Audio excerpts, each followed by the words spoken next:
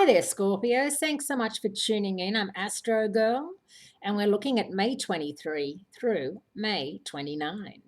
And the interesting thing, Scorpios, is that Mars, your co ruler, is moving backwards, retrograding into your sign for the next 4 weeks. And it's happening on Friday, May 27. Mars backs up into Scorpio, where it will remain for the 4 weeks of its retrograde cycle. This Mars retrograde period is rather confusing because it involves going backward in two different signs. We had Sagittarius, and now we're going to have Mars out of phase in your sign. However, the difference is that Mars is strong in Scorpio. And although the retrograde significantly weakens the power of its stinger, the Scorpion has been known to strike when least expected. Keep a close watch on your back from now until June when Mars goes direct. So remember that warning and heed that warning. To be on the lookout for anyone trying to, supersede you in some way or get one over on you. Now, this week, the Sun is joined by Venus, the goddess of love and relationships in Gemini, and that is your eighth house of joint investments and resources and intimacy.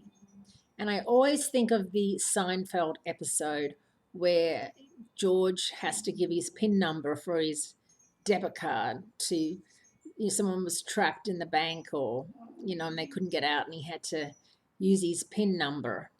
And he really didn't want to give up his PIN number. And I always think of that because I think sharing money with somebody, having a joint bank account, is the ultimate in trust these days. It really is. It's a big deal, especially if it's someone that you don't, some people don't even know that well. Maybe you've known for 6 months or something like that, and they have access to your money. And so you've just really got to be careful. And Scorpios, it's not something that you are ever silly with. You're very conscious of the fact that people can get very tempted by money sitting around that only needs, their signature to take out. However, just be extra careful because Venus, the goddess of love and beauty and trinkets and gambling, could justify someone doing such a thing. This is also a time with Jupiter moving direct in your 11th house of hopes, dreams, wishes, and friendship, where you are going to be in a really good position over the next couple of months to meet some new friends, and through those new friends, really get inspired to try some new things. It's amazing how when you reach out and meet new people and embrace them, they really can open up a whole new world to you, whether they're into foreign films or traveling or going to wineries, or they love to go bowling, or read book clubs, or they like to go bike riding or hot air ballooning.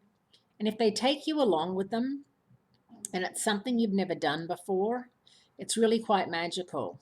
And even if you don't remain friends with them forever, you'll always have that, the adventures that you had with so and so. So keep that in mind too.